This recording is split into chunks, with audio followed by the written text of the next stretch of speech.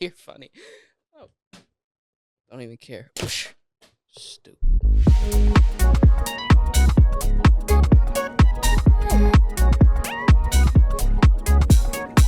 Are we recording? Yes! Oh. Hey, Sammy. Hey, cream nose. Hey, brown nose. Right? What the fuck? Okay, jealous. See, the tan's not hitting yet. You're right. You're right. It's not hitting yet. Fuck you. I hate you. You called me brown nose. What the fuck? I'm on a cruise, motherfucker, bitch. Welcome back to the I wish Hypothetical. you were here. Huh? Just wish you were here. Welcome back to the Hypothetical Nonsense Podcast, where everything is fake, and I'm Will, and that's Sammy. Hello, guys. As you may have noticed, Will is virtual today. He went on a cruise with the Patreon money, and I'm sitting here, holding down the fort in, bleep, so they don't know where we're recording this. I think this episode is going to be about our lives and our journeys. Do you know where this cruise is going, Sammy? No. Eswatini, to build wells. Spell that. Eswatini. Yeah. I thought you were Watini, or... That's Wahoney, silly. Oh, sorry. Ugh! Hey! Hey! Hey! Back up! Hey! Back up! Hey! No! No. Yeah, you're done. You're done. Are you ready to behave now, Will?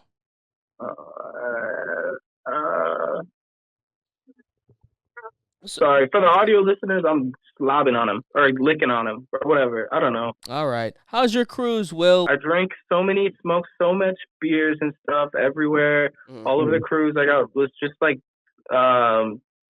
doing backflips and shit, and like everyone was like cheering and laughing with me, not at me. Yeah, of course. And they have bingo night here. Wait, they have like, I'm trying to pop into like the 40, like there's like a 40 plus year old like social mixer, and I'm trying to pop in and see if I can fit in with the big adults, or if they're like call me out and be like, you're not 40, because I've been kind of growing my mustache out for that. They have like wait, let me show you the event. They got some cool like events. But last night we went to, there's like a club. Oh no. Can you guys see me? Yep. Okay. I would do a tour, but that's not very podcast friendly. So there's the bed. Why are we looking at it for so long? And then here's the rest of the room. Oh, it's spacious. And then as we go in, but I will say, the shower's it definitely seems like we're like, and listen to how loud the toilet is too. Yeah. Did you end up flushing Is it? it loud or what? Oh, we didn't hear a single thing come from the toilet. Oh, and in the bad part, I was going to say that I walked past an elderly woman having a seizure on the floor, and it was really sad. And I would have stopped and helped, but there were already 10 people around her, and I thought it was very overwhelming. So I just walked past and tried not to like, I don't know. I'm just kind of like trauma dumping right now because it didn't even happen to me, so I don't even know why it would be traumatic for me. I think I'm making it worse by the longer that I talk, which I tend to do sometimes. So I'm going to hand it over to you now, Sammy. So I guess to recap what happened on the cruise, here's the bed. Ain't that toilet loud as shit? And an old woman had a seizure. And also, don't forget all the beers and backflips that I did. Oh, yeah. I didn't want to include the fake stuff that happened. You want to know the truth? Okay, I got way too drunk, and I started spinning when I was falling asleep, and then I woke up at 6 o'clock in the morning, still drunk, no water at all in the room because I forgot to fill my water bottle up, and I felt sick.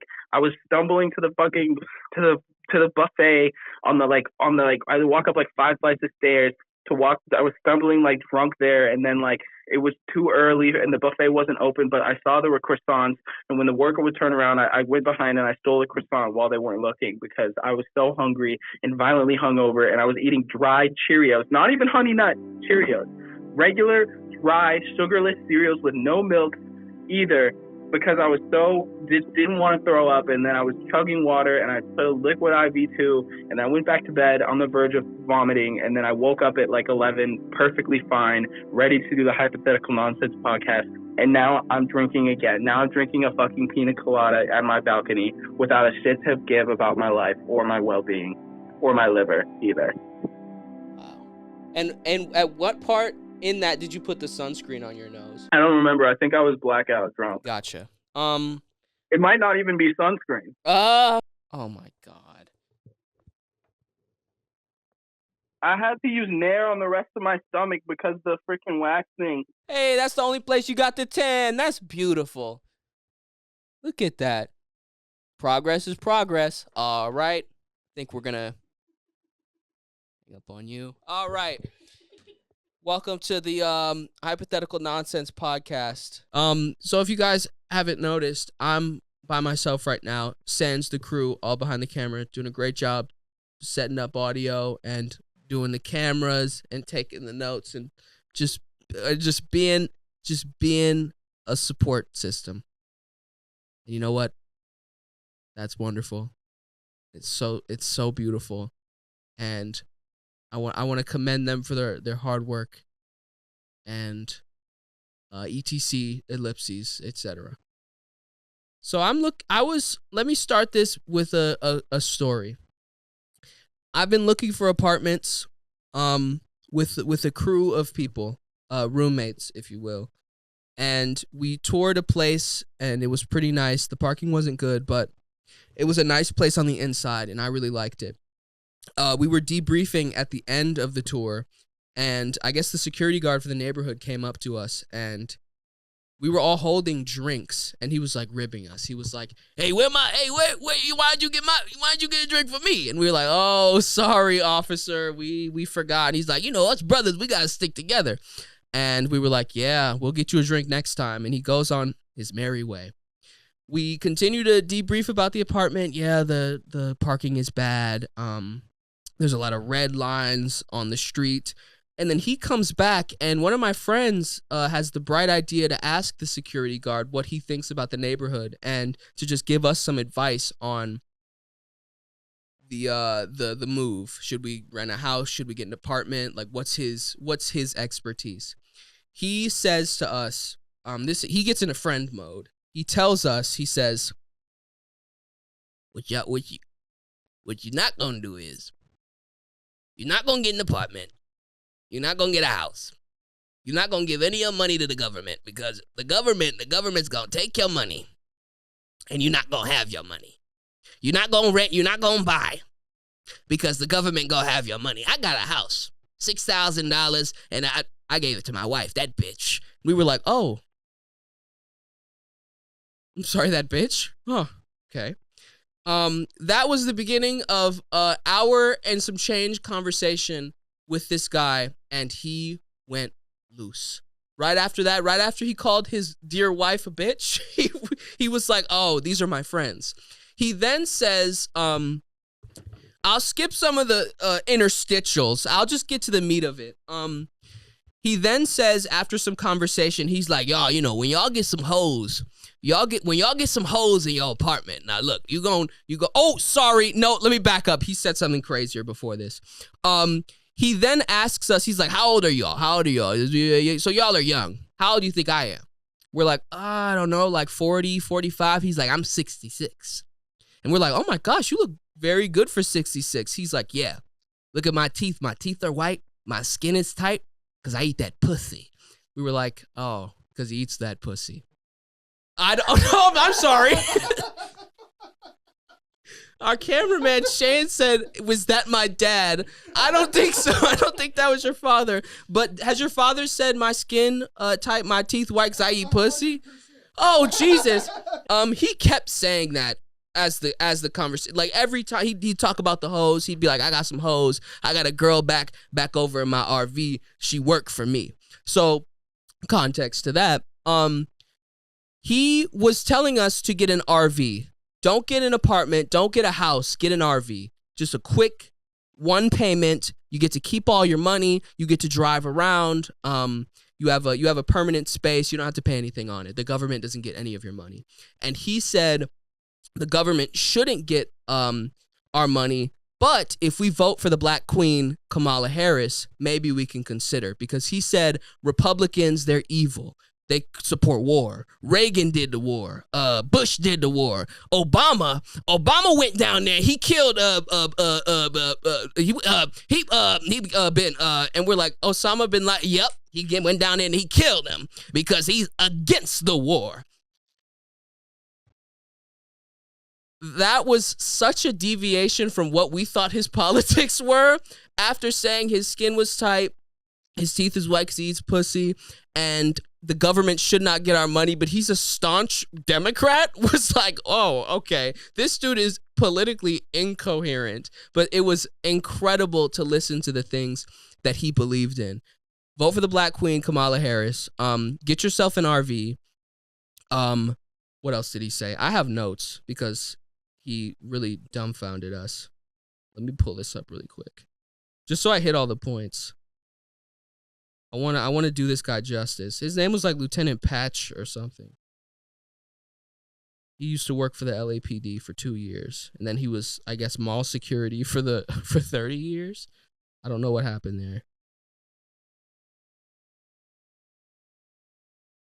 Okay, yes. Oh, Wang. Forgot about Wang.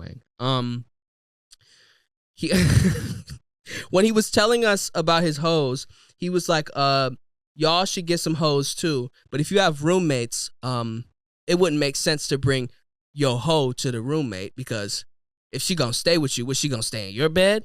She gonna stay in Kyle's bed? No. You need your own space, which doesn't make any sense because he told us to get an RV with the three of us. So I'm just using his language. The hoe would have to sleep with one of us. Is it not gonna be me, or is she gonna? Oh, I'm sorry, Lieutenant Patch. He had a solution for this. I'll get to Wang in a second. Lieutenant Patch, he said that he lives in an RV and his neighbors are TGI Fridays, Amazon, the Hilton, etc. All of the places where he parks. He said if a hoe call you, you could just slip into the Hilton real quick and be like, "No, baby, I'm not at my house right now. I'm at the Hilton. If you want to come swing by and get freaky." So the hoe will come in. He sets her in the hotel that he just bought. But then he said to leave her in there and then go back to sleep in the RV and then check on her intermittently. I don't know what this man does with his hoes, but I guess he also doesn't really like women that much because he didn't like to be around them. He doesn't like his wife. He doesn't really like to be around the hoes that he's around. He just likes to tell 320-somethings that he has a bunch of hoes and he's got a lot of girls and he likes to eat pussy. Anyway, Wang. He said to us, if you got some hoes in your space, what you gonna do other than give him that Wang? He got into a squat position, really deep into a squat, and you give him that Wang.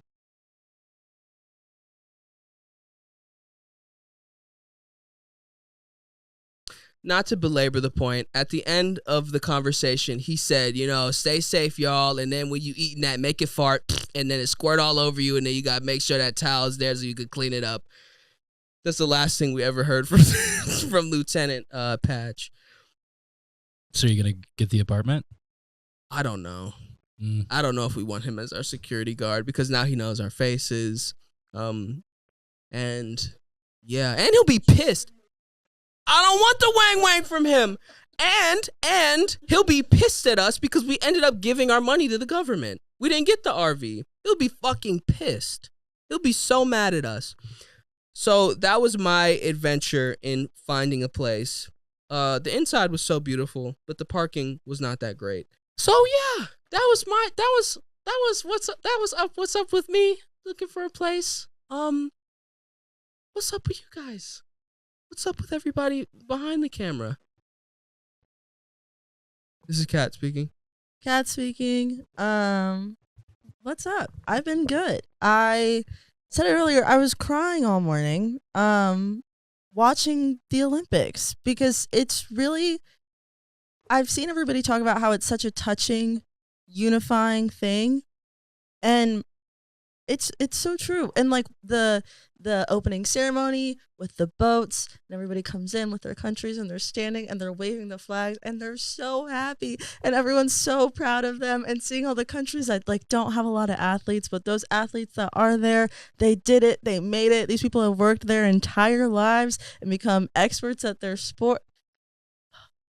I have been a mess. And I've also seen my new favorite thing that I've been obsessed with as of yesterday. And I don't know when this is coming out, but yesterday, the men's USA gymnastics team performed, and they had this man named Steven. You talking about Steve, the pommel horse, yeah. Steven, the pommel horse guy who only competed, they call it the specialist, and he has one area of expertise, and Steven was a specialist and he was the pommel horse, so he didn't do any other event, and he sat there for 3 hours. Man fell asleep in the roar of the arena. He fell asleep waiting for his time to shine.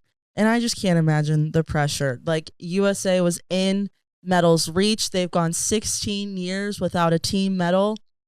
Bronze medal is within reach, and it's his time, and he goes. He absolutely kills the pommel horse. Like, does so well.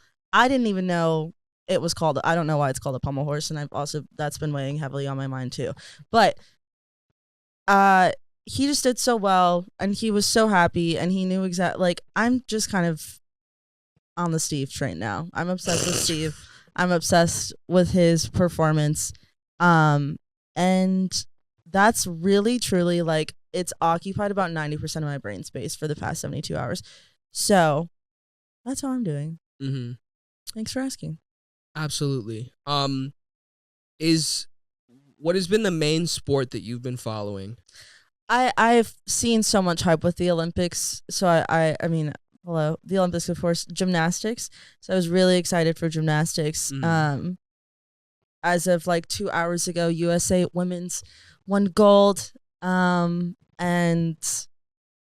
yeah, I think gymnastics is the most. I've also caught a little bit of swimming, caught a little bit of equestrian, some sort of horse race of some kind. Also tennis, caught a little bit of men's doubles tennis, I think. Just it feels like a fairground, and I'm just kind of on Peacock, just clicking through, going to different. I haven't seen any, like, I know like Alex Cooper's doing a watch long, haven't watched Andy that. Cohen. Yeah. Oh, that was such a good duo. Alex Cooper and Andy Cohen. I need to tune in. And then who else? Yeah, I don't know. Yeah, Andy Cohen, as they were watching, I think it was rugby, one of the German players got on the ground, and Andy Cohen thought he was crying, and he's like, oh my God, that is so sad, he's crying. And Alex Cooper's like, I think he got hurt. And he's like, I'm sorry. Oops, that's on me. I'm sorry. So I think you're right. It is very entertaining to watch the two of them. Another person I've been obsessed with this Olympics is Ilona Maher, the rugby player. She is incredible. Not only is she like a stellar rugby player, which also women's rugby, I think for the first time just got a bronze medal as well as a team. Beat Australia. Her TikToks are hilarious. Like, so funny. So she's another person to watch, person to follow this Olympics. I think the Olympics will definitely be done by the time this comes out. But watch the recaps. Does it? When is this? And if this comes out next week, well, we're good. We're good. This is topical. This is incredibly topical. I fuck with FIBA, the basketball, Olympics basketball. LeBron had the American flag. Yeah, I fuck with LeBron. That's my guy. No, I just like basketball. And me and Kat agree that basketball is the best sport on the planet. Anyway, Fisher? They can't hear you. But she's agreeing. Yeah, Kat agrees. Mm-hmm. I've been watching the Olympics too. I've been having a good time. Any sports specific that you're following? Women's rugby, actually. I was like, that was kind of cool. I mean, I don't know how to pronounce her name. Is it Alana? Elena? Alona? Yeah, she's just running over people. It's awesome. She's like 2 feet taller than everybody. Yeah, she's just Derrick Henry, like stiff arms people into the ground. No, I've been doing good. I've been crying a lot too to the fart buckle thing from. Do you know about fart buckle? You know the new Childish Gambino song, the "Nobody Gives a Fuck." Yes, I feel liberated. Yes, but there's a D&D campaign from some podcast somewhere where they have a little goblin with them that they forget. His name's Fart Buckle. Okay, and then he sacrifices himself to save the party at the end of it, and it's very dramatic. You guys should get on that. What's part that of have to TikTok. do with Childish Gambino? I don't know. It's just been co-opted. What? I'm confused. You should look it up. I'll find it. I'll find it. Yeah, I'll find it and show it to you. Yeah, bring Fart Buckle to me, and then I'll assess. I'm also moving houses right now. You're in between spaces? I'm in between spaces. My roommate moved to Japan to teach English, so wow, I got kicked out of my house. Fuck, yeah. Yeah. No replacement roommate? No. And then if this move happens, I'll have to move again in less than a month, so. Were you moving to Kansas? No, I took some stuff home. Oh, okay. Yeah, I took a bike home. That makes sense. I'll look up Fart Buckle and get back to you. Thank you, Fart Buckle. Shane, anything specific on your mind? Nothing from Shane. No Olympics. I am definitely excited for some breakdancing. I hope they hit one of the JoJo Siwa moves, one of the Karma moves. Just something for the kids. Just something sweet for the kids. What the hell is that? Was that Fart Buckle? You know John Arbuckle? I thought you were talking about that, but some sort of like sort of riff. From Garfield? Yeah, some sort of riff on John Arbuckle. Like he'd just be farting or something. Yeah. That's just where my mind went. Cool. Yeah, I couldn't have expected Childish Gambino or the little gremlin Fart Buckle who sacrificed himself in a D&D campaign. Outside of the Olympics, I've also been watching Love Island. I've watched 3 episodes of Love Island, and I think it's incredible. I would watch mainly the UK version. This is the first season I've watched of Love Island USA, and I saw in the corner of my eye a little pump from Cat. Cat, if you want to come on and talk about Love Island, you can. Will I reach?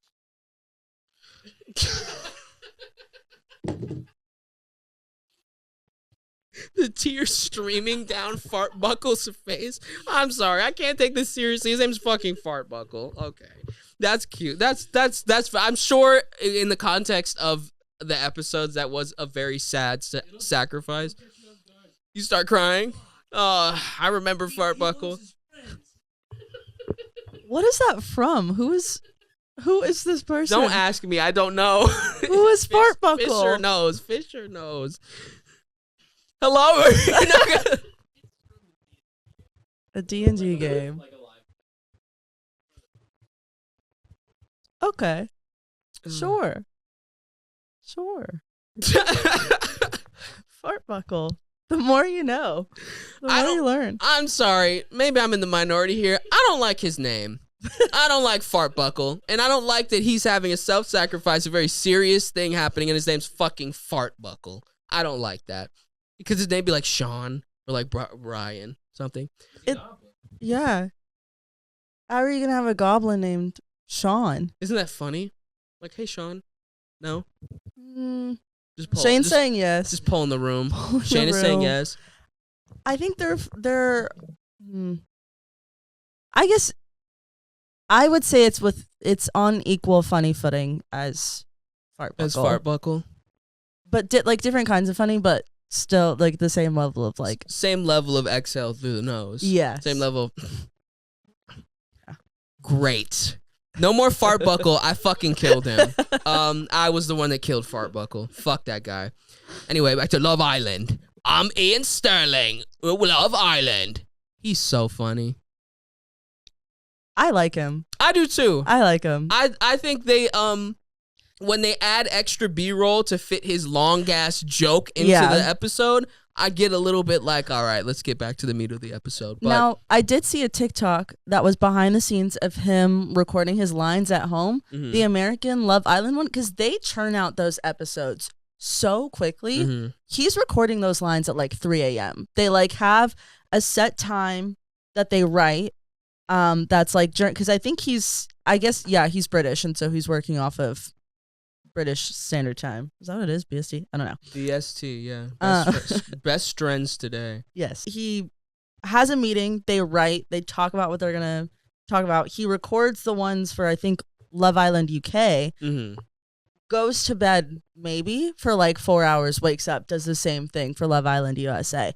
That's so much dedication. And then goes to bed for 4 more hours and then wakes up at 9 a.m. and has a full day and keeps doing it. And I just think he is the Love Island superhero that we all need. I think he's the perfect amount of just like a little bit mean, because Love Island is kind of absurd, and no one on Love Island acknowledges how absurd it is except for him. Yeah.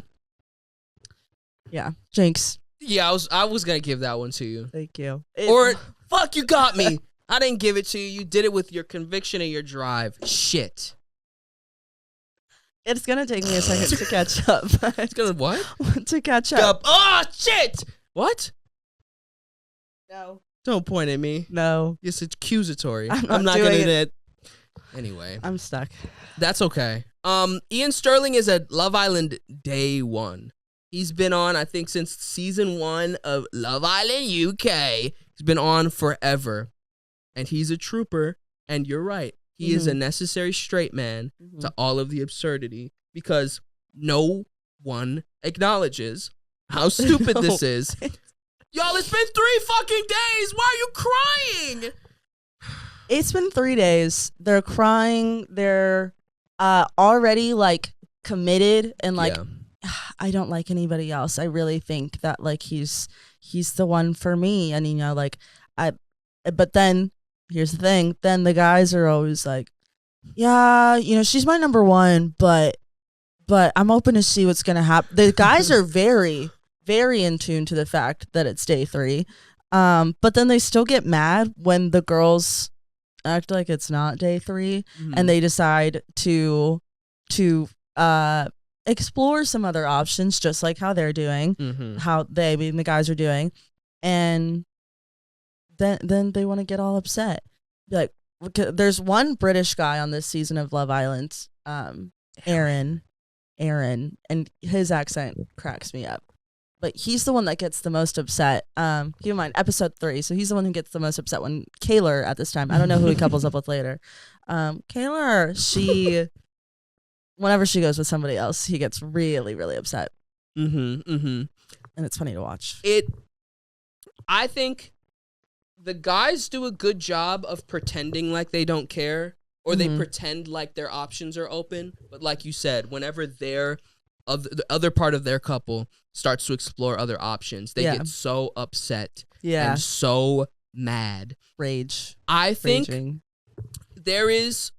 I have a problem with how this show is structured prize-wise, because there is $100,000 cash prize, and every week or like 2 weeks, the like who has the power to vote someone off shifts. Yeah. So I don't know how genuine it is when people say like, this is my day 1, like I love this person, it's been 3 days, but we have such a connection. Is that a genuine emotional connection, or are they saying that because they know the writing is on the wall and they're getting out this week? Because those people who are safe, who are in the couples and secure, they're living their best life. They're sitting back with the popcorn. They're watching everybody else fumble and fall. And like, if the like first people voted off, it was the boys voted off. So the girls were like talking to other people, feeling it out. Yeah. Those couples that were secure, not even trying. Men not even like, can we like say like quote unquote spoilers, because it's already all come out. I guess spoilers for episodes 1, 2, and 3. Yes, that's the only 3 episodes I'm on. Yeah, same. So, yeah, absolutely. So there's 37 episodes. I think the perfect example of this is Koi, who was a part of the original cast. Yeah. Already on day 3, stops putting in effort. Stops pursuing Janae, stops trying to pull her for a chat, just lets her do her thing because they are, as she said, kind of the labeled like married couple of the group. Mm-hmm. They're committed to each other. Everybody knows they're committed to each other. So he backs off. 2 new bombshells enter the villa. 2 new dudes enter the villa. He's not safe anymore. And he thought he was. He thought he was. Guess what? Goes home. First one home. Mm-hmm. First one home. He thought he was so safe. Mm-hmm. He thought he could have his cake and eat it too. Yep. Yeah, I have my partner with me right now, but I'm open to other options. I'm exploring. It was Aaron is a great example of this because, or I think everyone is a great example of this. All of the dudes except for Cordell. Cordell hasn't talked to a single other person. I don't know if that changes, but the boys do this fun thing where they might not kiss another girl or they might not do anything like explicitly romantic, but if you're my number one, if we're together, why when Liv pulls you up for a chat, you say yeah? Like, why even, if you really are committed to me, why even say yes in the first place? Because this show is about hooking up and getting together. Yeah. You're not talking to be friends. No. She's pulling you in to see if she wants to be in a couple with you. Yeah. So why is that okay? But Kaylor gets a little kiss and it's like, oh, I didn't like it. I'm good with you, Aaron. Now you like get on your high horse like, I don't like that. That's what's it gonna be, the 5th, the 6th, 7th, and 8th girl? Dude, you're entertaining these other women. The reason why you're not going around and kissing other women is because they don't want to kiss you. Like, yeah. Literally. Given the opportunity, you would also kiss another girl. Yep. Fucking liar. Liar. They're all a big bunch of liars. As an outsider, how does this show work? I've never seen it. Great question. Is it like The Bachelor and you get down to like one couple at the end, or like what is the goal? Would you like to explain? Sure. I'll explain. This is also my first season of any sort of Love Island variation. Do they have they have an Australian version, and then obviously Love Island UK. Yeah, the original. Yeah, this is my first Love Island experience. From what I've gathered, it's you start off with 5 girls and 5 guys, all in the same villa, and on night 1 you couple up. So you pair off with somebody. You all have to share a bed together in the same room. So it's like this massive room with like 6 or 7, probably like full size beds. Yeah. Literally like 2 feet apart maximum. They have to sleep in the same room. That's so bizarre to me, and I still haven't wrapped my head around that. But they all couple up, and then slowly bombshells, outsiders, get introduced to the villa with the task of kind of like stirring up shit.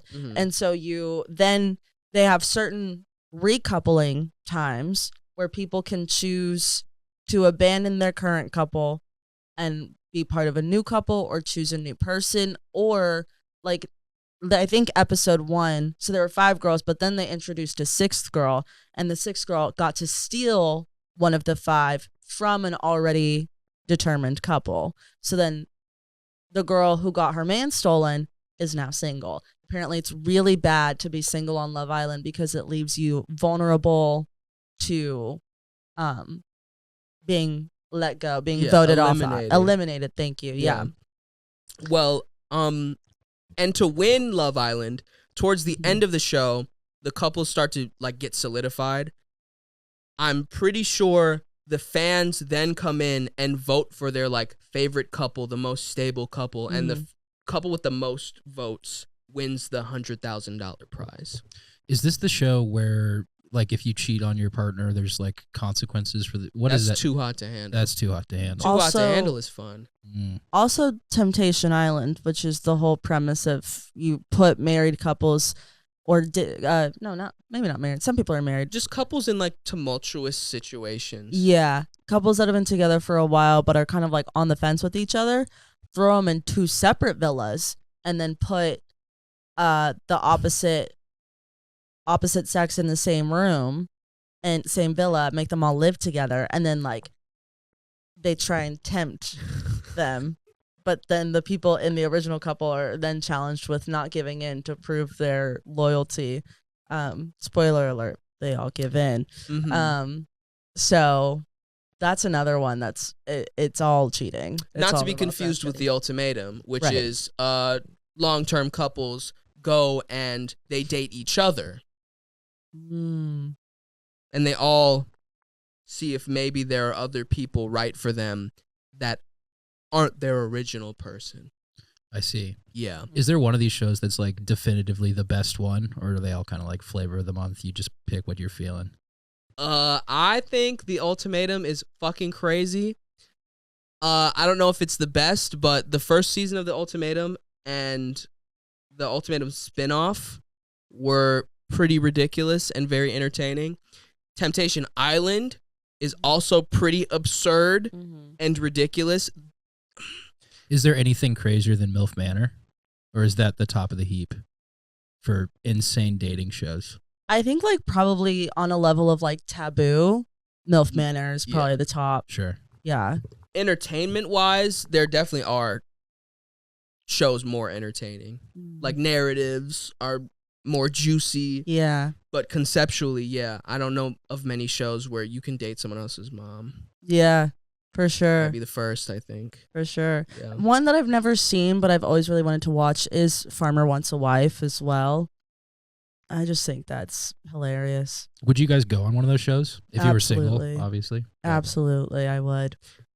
I know I just embarrassed myself because I don't look like any of those dudes, and none of those girls want a guy that looks like me. They want a guy who looks like if I was on like Skinny Motherfucker Manor or like Podcasters for Love or something, or like Sketch Comedians Find a Wife, maybe I'll go there, but not fucking the Miami show. No, Yeah. I'd be ridiculous. I'll go on Love Is Blind. That's where people like me go. I think you should start a Podcasters for Love or Sketch Comics for Love. Yeah. And, oh my God, starting one for like improv people or stand-up people and just putting them That's just on. called improv. But Everybody's televising it. Wait, it. that's really funny. Yeah. That's really funny. Like an improv comedian only love story. Yeah. And it is so cringe. Yeah. And so bad. I'm trying to think of a tagline. They give you like a setting for your date, and you have to pretend that you're like in a burning building or something for your entire date. That's funny. The tagline is saying yes and instead of I do. That's so good. Should we Yeah. write this down? I also think we should cut this from the episode and make it save the idea. That's good. That's really good. I love reality shows. Mhm. I often fall asleep to reality shows. I would fall asleep to Real Housewives of Dubai. I don't watch that show. I just need some sort of sound. But I love the drama. I love how it's edited. Yeah. I love how maliciously edited it is. Mhm. Like, why they cut that in there? Like, this is obviously so fake. Vanderpump Rules. There was a specific scene in the latest season where Tom Sandoval is like going into like Allie's house. Was it Allie's house? It doesn't matter. He was going into the house and Ariana was there. And for context, Ariana and Tom have broken up because Tom cheated on her with another person in the friend group. Tom is walking in and they cut to Ariana and she's like, no, get him out of here. Cuts back to Tom. He's 10 feet behind, walking up again. And then she's like, get the fuck out of here. Cuts back to him. He's in the doorway like, fuck this. They cut to commercial. They go back. They play the scene completely different. So now he's at the doorway. She says, fuck this. No, get away. Cuts back. He's walking back. Like, why? This is, what? Why did you have to cut this? Like, what really happened? In real life? The beautiful thing is there's only a select group of people who will know. Unless that original footage gets leaked, only those involved and the people working on the project will ever know what truly happened. And even if we do get the raw footage, there will still be people who don't believe it. But I think in terms of like dating shows, even though it's been so long running and is the OG of OGs, nobody does cat fights. Nobody does twisted editing. Nobody does it like the Bachelor franchise, I feel like.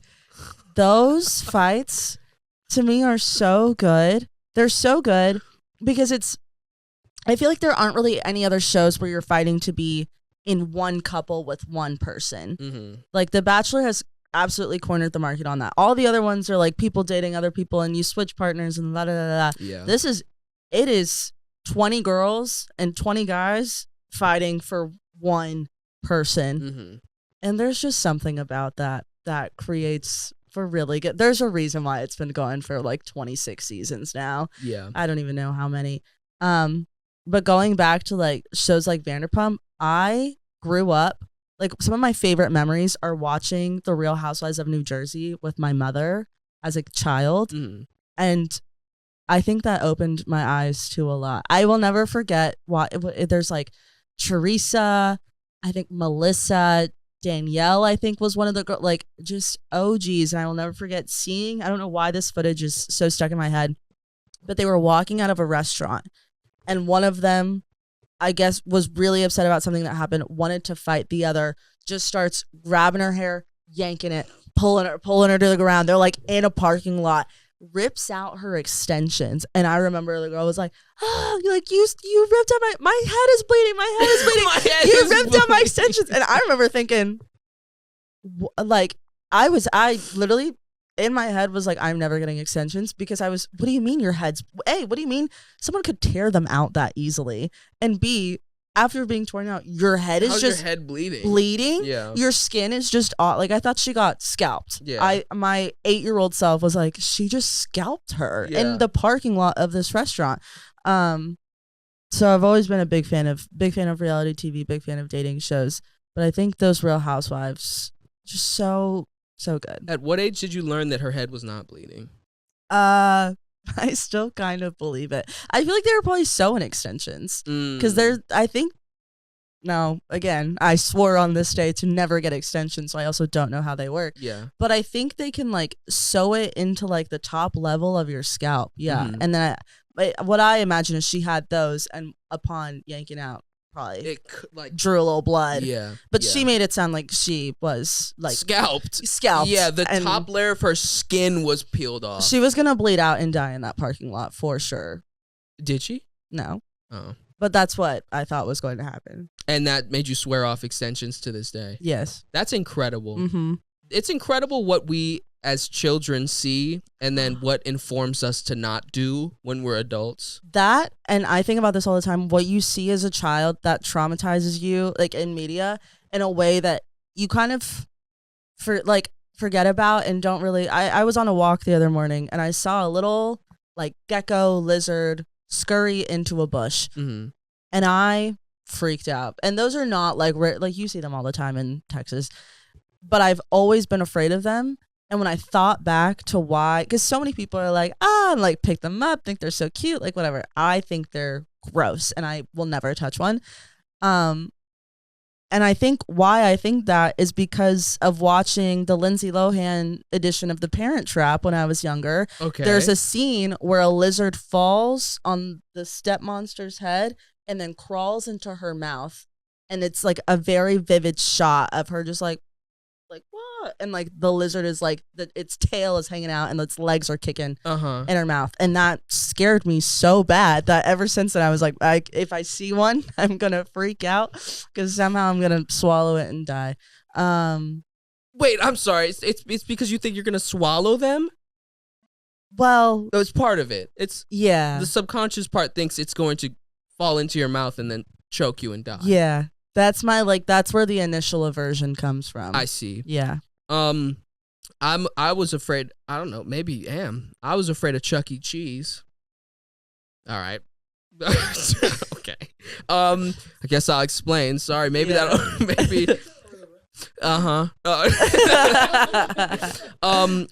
was afraid of the mascot, and I think it was because of some like piece of media that I saw where the animatronics kill you. It wasn't Five Nights at Freddy's. It was something else. And every time we'd go to Chuck E. Cheese, I would hide under the table and like like he would like just be around, and I would sob. Yeah. Like I was crying. And they would like bring out the Chucky guy, like thinking they're helping me. They're not helping me. They bring out and I promise I said this. There's so many people who could verify this. I was like 7 or 8. The Chuck E. Cheese like mascot comes to the table, and like the manager, like his handler, is like, no, it's okay, it's just a guy in there. And then he pops his head off, and I'm like, he took his head off! Ah! And I was like, oh. My mom was like, no, he's not. And I was like, he's killing me. He can't kill me. He's gonna kill me. And I thought I was gonna die. Wow. And I've never been to a Chuck E. Cheese since then, so maybe there's some emotions that are harbored in like the deep part of me. Yeah. But I was afraid of Chuck E. Cheese, the rat, the mask. Chuck E. Cheese was the first place I learned that people are mean. Okay, elaborate on this. Because I was there with a friend. I always loved hanging out with my friends on Saturdays, but we would go do like things where it was like mom and dad would say, we're gonna stay here for a few hours, and then they would like do their own thing. And one of those places was Chuck E. Cheese. So it was like, all right, here's $20, go hang out at Chuck E. Cheese. And we did, and I was playing this one game, and it was like one of those where you hit the jackpot and it's like you're getting 1,000 ticket. Like that machine is just churning them out. Yeah, and it can get you an eraser. Mm-hmm. Yeah. But like a like an eraser, but like that like comically large eraser. And it's not in the case, it's on the wall. On the wall, big pink eraser. Yeah. Because it's special. I hit the jackpot, pure luck, and in my head I was like, I'm about to get a wall prize. Like what am I gonna get a tiara? Am I gonna get a stuffed animal? What am I gonna get? So excited. I'm with my friend. I don't think to tell her, stay here. I'm gonna go get my mom because I need to show her how cool this is. We just walk away because it's still churning out the tickets. And I was like, this is so cool. I need to show somebody. So I walk away to go, and it's a small Chuck E. Cheese. This place is not huge. Like actually the smallest like arcade thing I've ever been in. I find my parent. I'm like, I'm bringing them back. Gone. Like I dreamed it up. Like it never, nobody around. Nobody would have fessed up because again, it was so many tickets that it was like an unexaggerated. I was a kid, but unexaggerated, probably like this. Like, what the fuck? like this much, maybe many, like strands of tickets, like. Because it's just that's not big, but it's coming out of the machine and it's folding onto itself. Okay, so maybe this much? No, like machine toss. I'm sorry. Okay, please. Okay, whatever your frame of measurement is, start over. So, how long were the tickets? You think, like in your summation? Like in my summation, folded over probably at least 5 times. A row of like. Yeah. So however many tickets. That's long, yeah, sure. Yeah, a lot, like easily at least 500 tickets. Yeah. How do you just yank that and walk away without, you can't fold them all up real small. That's a big stack of tickets. So like about this long, you think? Like arm's length? Like 2. Okay, let me just walk right, away but and are grab your pockets No, not big? pockets. No, like, you know how they're kind of like hanging out to the sides? I'm grabbing that shit like a leash. I see. And I'm walking away. Because they're not like as like that long. Right, but I feel like they are pretty hard, especially when it's folded over itself several times. So you can't really just like, boop, easy. How long were you gone, do you think? I really think not long. I mean, clearly long enough for someone to steal them. But no more than... Again, an unexaggerated, like 5 minutes max. Oh, that's max. long, though. 5 minutes is a long time. I know. 5 minutes. And the arcade wasn't even that big. But we were, maybe less than that, because we were running. It was like, oh my God, run. Mom, run back. But your legs, you were 8. You're what, they're like this big or something? You're like going really slow. Okay. A fairy? How tall am I? Yeah, you were like, I don't I'm know, like this big, the crumb size, Yeah. and you're going through dodging the termites and the ants. Yeah. No, I mean, even running back, it was like like a really sad movie of just like being all the way. Was it in slow motion? You Yes, saw this? because I was running up to it and it was already gone. Like like the person was long gone by the time I even turned around to come back. And your parent was like, "Okay, Cat." No, literally Got did not believe me. Okay, Did Cat. not believe me. Because I know how this feels of like knowing something happened to you. Mm-hmm. And someone reassuring you, they're like, no, I believe you. Mhm. But you know they don't believe you. They don't.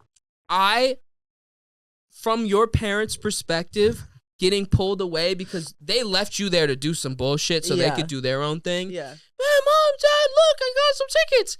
Okay. Takes you 5 minutes to get there. You're walking around. You're going a weird route just for the tickets to not be there. The machine to look completely untouched. Yeah. And then this little shit 8-year-old is like, I promise. I I was promise. there, I swear. And it's like, oh, and where are they? Also, like, I don't see them. Like crying. Like Yeah. just fully watched my pretty princess tiara down the drain. No way I'm getting it now. So that destroyed, or at least contextualized, Mhm. human nature. Yeah. I was like, oh, it's a dog-eat-dog world out there. Have you? And I got 8. Oh, wow. The natural conclusion to that saying, it's a dog-eat-dog world out there. I got 8. That should be the tagline for a dog romance. I don't know. That's beautiful. Have you ever been back to Chuck E. Cheese to like get your revenge, like steal someone else's tickets? Or No, I've never. I feel like I've seen some and I've never been able to go through with it because I'm like, what if there's a little girl running through to get her parents right now? It reinforced your human nature. Yeah, Actually, it made you nicer. I can't be that evil. But it did cross the mind. It crossed my mind, and then I said, no. What situation would you have to be in for you to steal someone's tickets? If it was something I like really, really wanted. You have 500 tickets, and the tiara requires 5 tickets. And you see a little girl, 5 more tickets. Okay. 5 more tickets. You see a little girl, same age as you when your tickets got stolen. She's at the like, I don't know, spinny thing. And she's like, oh, dang it. Only 5 tickets. Then she walks away for a second. You grabbing those tickets? Oh, yeah. Okay. Yeah, I'm grabbing those tickets.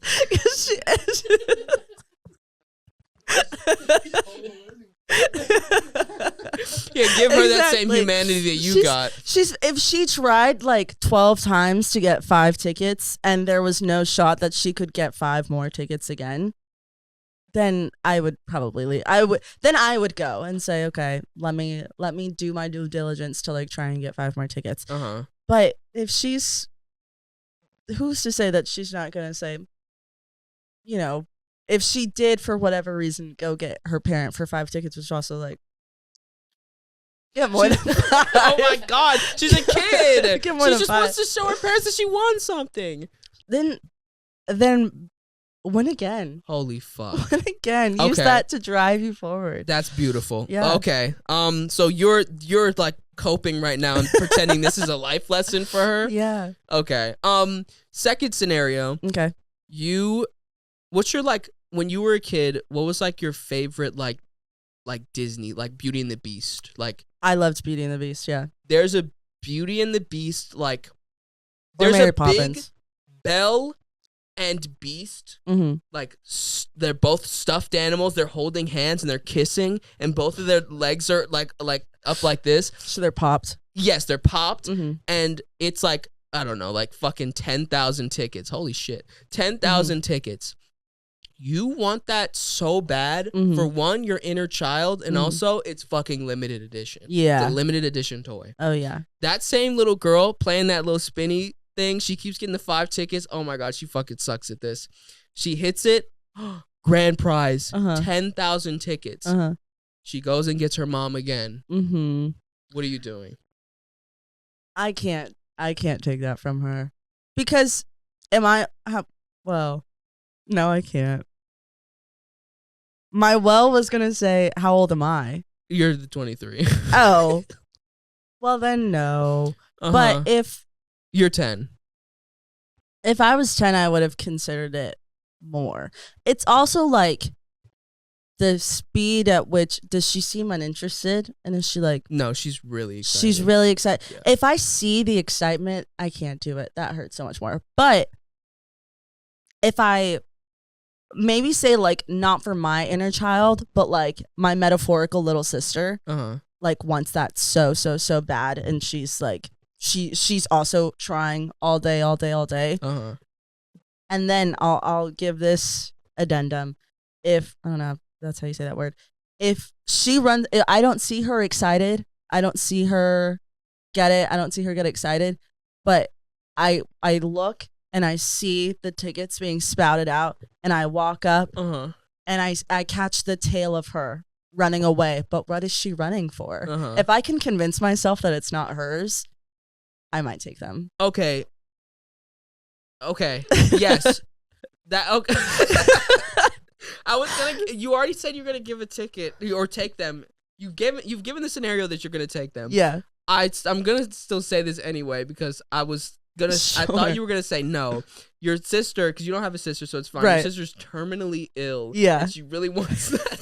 She really wants that Beauty and the Beast stuffed animal. Yeah. And you see this little girl so excited. She's fucking jumping up and down with joy. She's like, I won. I'm gonna get the tickets. I'm gonna get my mom, and we're gonna get the stuffed animal. But your sister is terminally ill. Then I play smarter, and I go up to the worker. Yeah. And I say, we've been trying all day to get her this stuffed animal. My sister is terminally ill. You would make her dream come true if you had a spare. I'll pay for it. Can I just pay for it? Do I have to use tickets? Yeah, you got to use the tickets. I'm sorry. It's a dog-eat-dog world. It's a dog-eat-dog world. This is just policy. But I'm barking, and I'm emailing the I'm emailing the manufacturer. You like dogs. It's a dog-eat-dog world, and I'm barking. You're gonna go to like the corporate or whatever. Yeah, not corporate. I'm going to like the manufacturer of the pillow. This is the only one in stock. I'm sorry. I'm just trying. I'm trying to help me help you out. Like, right. You can't buy it. I'm sorry. I'll get fired. You need the 10,000 ticket. I actually see some over there if you want to go grab them. I don't know if like a little girl. Are those anybody else's? I don't know. You don't know. I saw a little girl like jumping up and down. I was like, Mom, but I couldn't tell you one way or another. Okay. Here's what I do. Yeah. I go 1, 2, 3, 4, 5, and I take the tickets. Oh. I give a solid. You count out loud. Yeah. like you planted a bomb or something and it's 5 seconds left. Oh, okay. I love it. You said yes to all these scenarios. You're a freak. You're a thief. You only said no to like one. You said yes to all of them. I like that though. That's awesome. It's a dog-eat-dog world. It is. It's a dog world. Bark. I got 8. What's another dog thing? Fetch. It's a dog world. Fetch. And you steal the tickets after they go hit the stick. It's a dog-eat-dog world. You said I'm wagging? My tail's wagging. Oh. Let's go. Can we cut that out? You have one? No, we're gonna keep that in. You don't even have the notes, so you're not gonna remember. Keep that shit in. True. What's another one? Give me one more dog one. It's like a dog thing. It's like a dog thing. We already used barking. Yeah. Already used 8. Already used tail wag. Yeah. It's a dog-eat-dog world, and I'm sat. Like sit. Yeah, that's good. It's not as good. Like sit. Like sit. Get that finger. Like sit. Get that fucking finger out of here. You guys don't do that with your dogs when you tell them to sit? With a finger? Is that, well, dogs need like don't they need like a visual thing too? Yeah, visuals. Oh. What? I don't know. Is that like, oops, what? Hey, sit. Hey, sit real quick. Yeah. Sit. Thank you. Thank you. Giving your dog like a seizure from all of the the stimulation from the eyes. So you had the finger. Mhm. That was the finger. The finger. What does your dog know how to do? Tricks. If she's not too old. She failed out of training school. Mhm. Not for being vicious, but just for like A being little dumb. a little dumb. Affectionately a ditz. Love her though. You got a ditzy dog. I got a ditzy dog, and she's all mine. Mhm. We sit, and then lay, and then up, and that's it. Not a finger. Your finger. Sit up. Yep. Did she ever get confused? Now she does. Oh, because she's a little older. She's a little old. She's 14, so that's like 98, and Wow. yeah, so she's getting a little bit of doggy dementia. But Oh. I don't have a photo of her, but literally like yesterday we took her to the groomers and they had to shave her. So she looks, I keep saying that she looks like a rat. I'm like, oh, my little rat. Or like naked mole rat cat. Is the naked mole rat, hairless cat. And my parents are getting really, really upset with me that they're like, stop, you're being so mean to her. Don't call her that. I'm like, she doesn't. Well, No, I'm saying it with love. I don't actually. I have just like straight up been calling her ugly though. So okay. maybe that's The more the more you give context, the more I think I might be siding with your parents. You're Yeah. calling the dog ugly. because she is. Yeah. But she's my ugly though. You know, like it's like it's one of those where it's like I'm the only person allowed to say that. You know, Mhm. like nobody else can call her ugly, but she's ugly to me, and I love her for it. So That's so sweet. Mhm. That's when you see like when you're on Twitter and you see like a couple and the girl is noticeably more hot than the guy. Yeah, And whenever she tries to defend him, she's like, "Well, he's mine.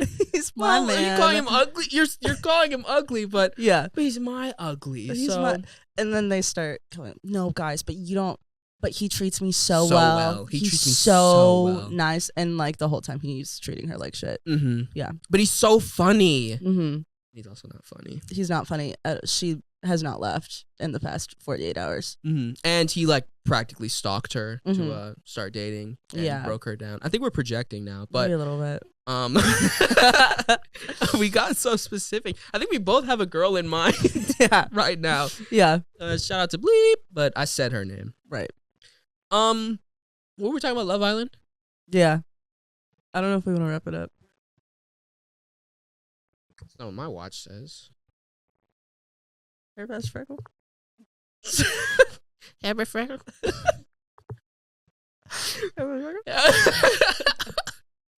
Sorry, I'm sorry. Say one more. Sorry. Hair best freckle. Oh, sorry. Yes, we're half past freckle, and we're about to get some nonsense. We're going hypothetical, and oops, just had a stroke there. What time is it for the time?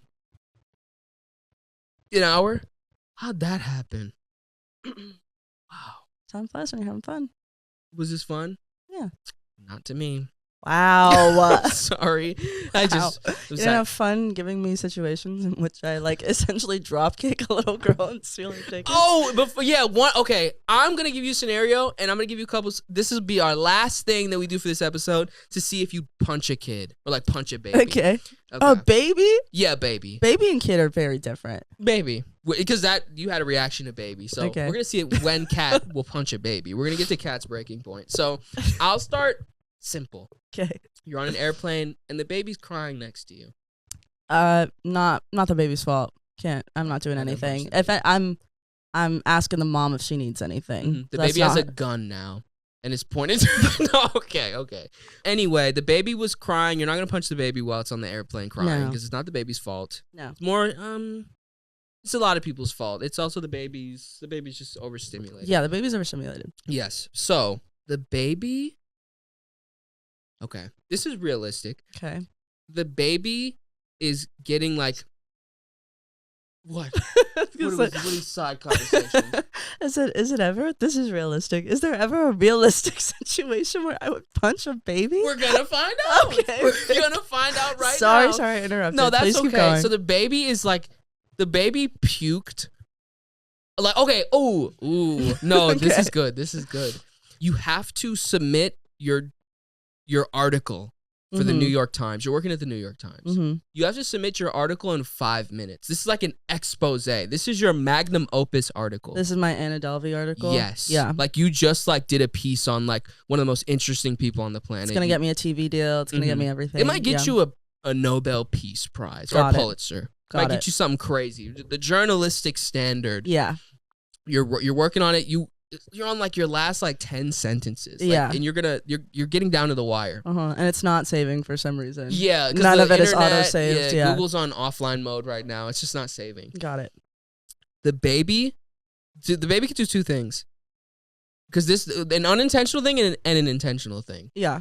The baby pukes all over your computer and it short circuits and you lost all of your progress. Then now I'm the one crying. Yeah. The situation is kind of fucked because like resorting to violence with a baby is never the end. Like even like in a joke sense, I'm like, I'm not gonna be like, I'm gonna punch that. No, like I'm not gonna punch the baby. I agree. Yeah, I will be crying though. Okay, Yeah. So this is the intentional. This is the baby. Maybe it's not a newborn, but it's baby enough to where it kind of did this on purpose. It sees the baby sees that you're working on something super important, and he keeps going like, "What's that? What's that? What are you working on? What are you working on? Hey, what's that? What's that?" And he's like pestering the shit out of you. Am I still on a plane? Yeah. He's pestering the fuck out of you. You can't focus. Yeah. And the parent is where? The parent not is even paying attention. Not even paying attention? Yeah. Then I'm using my words. I would never use my hands. I'm using my words. What do you say? It's a great question. I think I would try and I think at first I would try and be like, this is what it is. And then if they kept asking, just, like try and redirect them.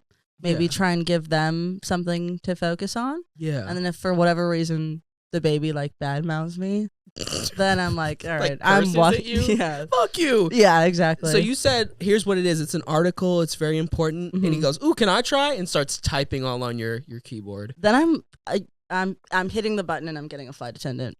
And I'm saying I can't deal with this. Yeah, and the flight attendant please comes, move my seat. But now the baby's starting to hit the delete button. Yeah, just deleting shit, and it's like it's gone. Yeah, he's starting to delete it's gone. Stuff. Yeah. I'm just watching it happen before my eyes. Oops, that's okay. Yeah, what do you got to do something. Words aren't working. Yeah. delete. The way that like this whole thing is set up to get me to lay my hands on a baby is crazy. I just want you Words to say aren't working because the cops are outside right now, Kat. And once you say I'm gonna punch the baby, you're getting arrested.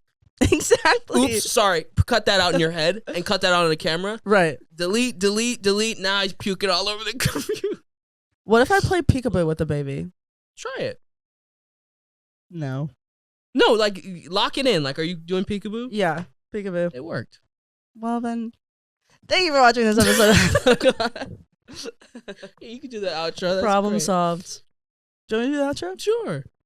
Should I do it? No. Should I Do it how normal? Kat would do it. Okay. That one? All right. Thank you, everybody, for watching this episode of Hypothetical Nonsense. If you want to follow us on Patreon, go to patreon.com/bestfriendstoday. We appreciate all of your support, and it allows us to keep doing what we do, so we thank you for that. If you want to join our Discord, it is discord.gg/bestfriendstoday. You can also follow us on socials, and those are all in the description. Thank you for listening. Thank you for watching, and we will see you next week. Goodbye. Don't punch any babies. Or you could. What? But don't do that. And the cops are coming. They're right outside.